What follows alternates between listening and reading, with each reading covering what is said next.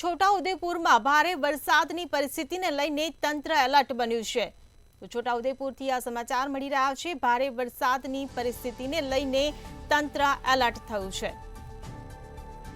લોકોને સલામત રહેવા માટે તંત્ર દ્વારા સૂચના આપવામાં આવી છે।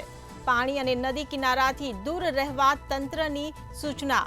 ભારત નદી પર બ્રિજ પર વાહન વ્યવહાર બંધ કરી દેવામાં આવ્યો છે તેવું કલેક્ટર દ્વારા નિવેદન આપવામાં આવ્યું છે। વાહન બ્રિજ પરથી પસાર ન થાય તેવી અપીલ કલેક્ટર દ્વારા કરવામાં આવી છે। સુખી ડેમમાંથી હાલ પાણી છોડવામાં આવી રહ્યું છે। 15,000 ક્યુસેક પાણી આપણે છોડી રહ્યા છીએ। નીચાણવાળા ગામોને સચેત પણ કરાયેલા છે।